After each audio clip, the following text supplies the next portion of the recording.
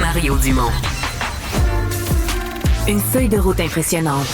Un curriculum vitae aussi long que le pont de la Confédération.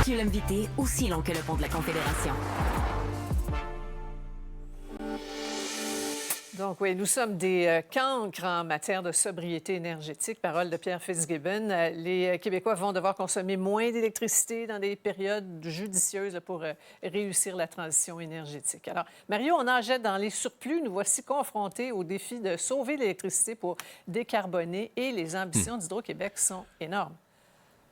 Oui, mais je veux dire, d'abord, c'est drôle, toute la journée, j'ai reçu beaucoup de messages. C'était le sujet numéro 1 aujourd'hui de mes réceptions de messages, assez pour constater que les Québécois ne croient pas à ça. Les Québécois ne croient pas ça qu'on paye moins cher notre électricité que n'importe où ailleurs au monde. Les Québécois ne croient pas ça qu'on en dépense, qu'on en consomme davantage. Bon, ce sont pourtant des faits vérifiables, avérés, les chiffres sont têtus, ce sont des données fiables. Bon, par contre, comment on s'y prend pour faire mieux? Je pense pas que traiter les gens de cancre, là, le ministre a vraiment réussi. Là, je comprends qu'on veut dire qu'on est dernier de classe quand on regarde les chiffres, les statistiques, mais on se comprend qu'il va falloir changer nos comportements, nos façons de faire. Puis on parle pas de retourner au tiers-monde. Mais il y a des pays qui ont des performances exceptionnelles. La Suède, l'Allemagne, ils vivent comme nous, ils ont les mêmes appareils électroniques. C'est juste que dans la façon de gérer leur maison, d'utiliser l'énergie, ils ont fait plus d'efforts. Mais c'est pas compliqué. Quand ça coûte plus cher, tu fais plus attention. Il y en a qui font ce qu'il faut, qui mènent la parade de la sobriété. On va écouter ce citoyen modèle, Denis Boyer. C'est relativement facile. Ça ne demande pas tellement d'efforts. Et il y a un gain possible de quelques, peut-être 70, 100, 200 $. C'est pas mal un win-win. Bon, Luc, c'est un win-win. Bien, écoutez, moi, je suis, Mario l'a mentionné tantôt, là, je pense que l'expérience mondiale démontre que quand tu veux avoir un meilleur contrôle de la consommation d'énergie, tu montes les prix.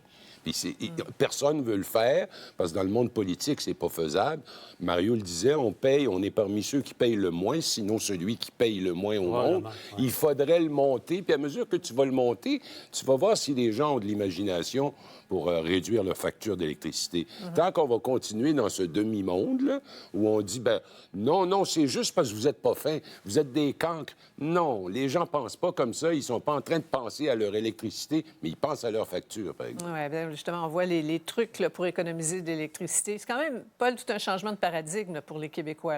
Oui, puis bon, l'ami Jean disait toujours 2 choses mènent le monde, la peur du gain et la peur de la perte. Alors donc, est-ce que le gouvernement ira jusque-là? Mais François Legault est pris avec son engagement solennel devant les Québécois et Québécoises de limiter les hausses de tarifs maximum, le seuil d'inflation. Je pense, Mario, c'est le maximum 3 qu'il disait. Mais c'est clair, par exemple, prenons les Américains qui vont payer jusqu'à 10, 20, 30 fois plus cher à Boston que nous ici au Québec. Quiconque va en Europe, il suffit d'activer son séchoir à cheveux dans une résidence privée pour voir le compteur électrique tourner puis presque entendre les euros qui viennent avec. Mais on a le privilège, nous, au Québec, de profiter. Je pense que c'est l'énergie électrique la moins chère au monde, sauf erreur. Je pense que c'est ici au Québec. Et bon, alors, cet état de fait-là fait en sorte qu'on est clairement moins conscientisé à la réalité nouvelle. Oui. Ça fait jaser. Parlons de Santé Québec. Les rumeurs qui envoient Nathalie Paladichev au sommet de la pyramide, là, elle qui quitte bientôt son poste de présidente du bras immobilier de la Caisse de dépôt. Est-ce qu'elle sera notre future Top Gun de la santé? En tout cas, c'est elle, apparemment, que M. Dubé voit là. Qu'est-ce que tu entends, Luc, à ce sujet? Je ne sais pas tant ce que j'entends que le processus que je vois se dérouler.